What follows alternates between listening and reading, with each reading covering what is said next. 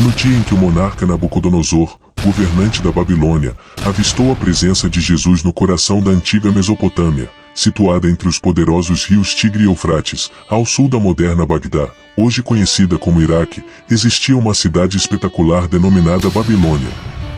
Nabucodonosor, o regente da Babilônia, era uma figura imponente na história. Os historiadores relatam que sua cidade abrigava um magnífico jardim suspenso, as famosas hortas suspensas da Babilônia, considerado uma das 7 maravilhas do mundo antigo. Antes mesmo de os israelitas pisarem na Babilônia, eles enfrentaram momentos difíceis como escravos no Egito, mas foram libertados durante o Êxodo.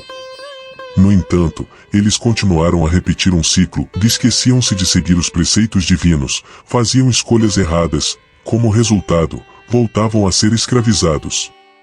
A derrota e o exílio não eram surpreendentes, já que profetas como Isaías haviam alertado que Israel enfrentaria consequências graves se afastassem de Deus.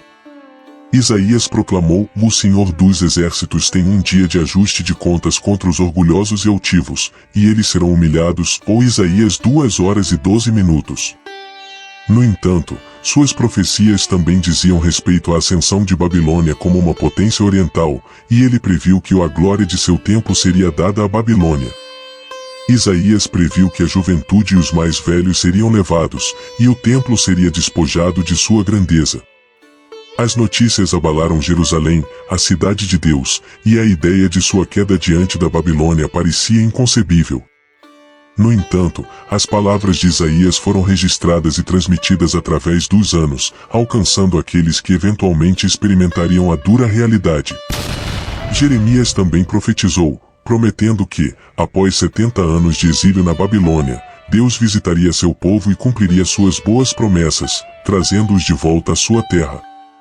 Ele declarou: "Pois eu conheço os planos que tenho para vocês, diz o Senhor, planos de bem-estar e não de calamidade, para dar a vocês um futuro e uma esperança", ou Jeremias 29:10-11. É intrigante que Deus tenha permitido o exílio com um propósito específico. Não foi uma situação em que os inimigos de Israel prevaleceram sobre Deus, mas Deus permitiu que outra nação fosse usada como instrumento disciplinador.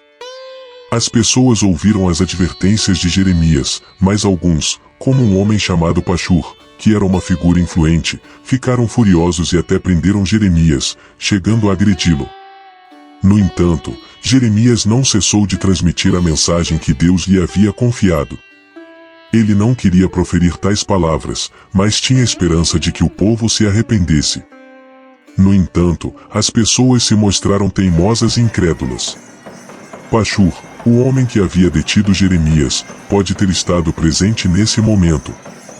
Ele provavelmente ainda nutria raiva pelo que Jeremias havia dito. No entanto, agora ele enfrentava a realidade das profecias de Jeremias, pois a mensagem divina indicava que Pashur e seus associados enfrentariam o ataque que desejavam evitar.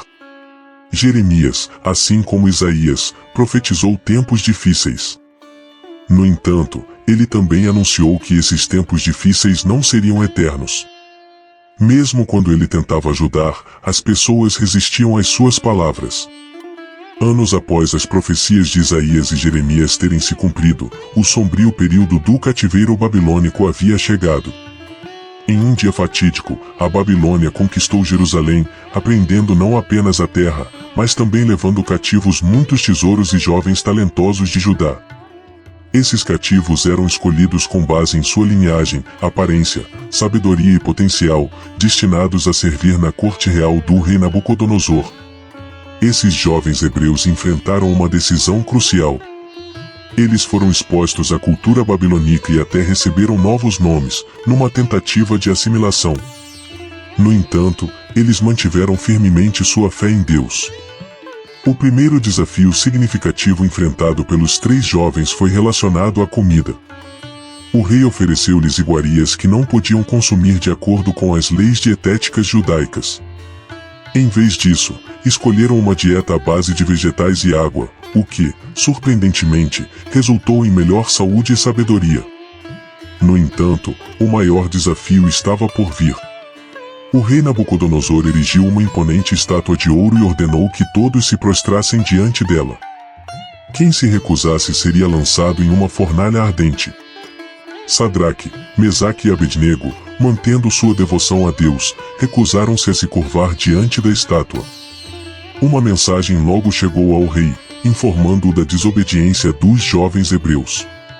Enfurecido, o rei confrontou-os, ameaçando lançá-los na fornalha de fogo se não se submetessem. Corajosamente, eles responderam: "E não precisamos nos justificar diante de você quanto a este assunto. Se formos lançados na fornalha ardente, o Deus a quem servimos é capaz de nos salvar. Ele nos livrará das suas mãos, ó rei.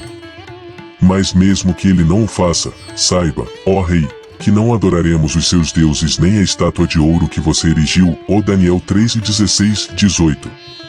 Isso enfureceu Nabucodonosor ainda mais, e ele ordenou que a fornalha fosse aquecida 7 vezes mais do que o normal.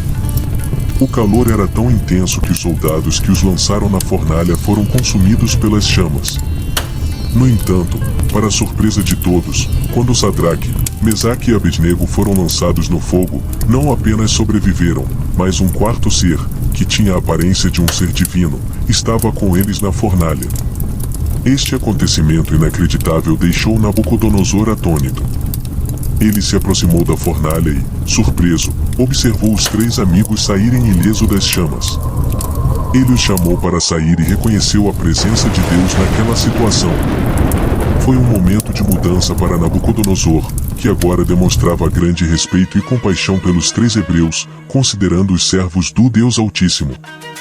Esta história, para aqueles que não são cristãos, pode ser vista como uma narrativa poderosa sobre fé, convicção e sobrevivência miraculosa contra todas as probabilidades. Independentemente de acreditar ou não que o quarto personagem era divino, a história aborda temas mais amplos de resistência, lealdade e a possibilidade de eventos inexplicáveis que desafiam nossa compreensão do mundo.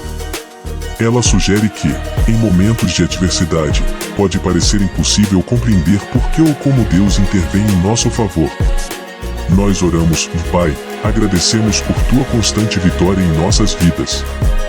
Teu amor nos dá confiança para enfrentar os desafios diários. Escolhemos confiar em tua graça e poder para superar todas as tentações. Pedimos que nos ajudes a permanecer obedientes a ti, independentemente das dificuldades que possamos enfrentar. Que nossa fé honre teu nome. Amém. Obrigado.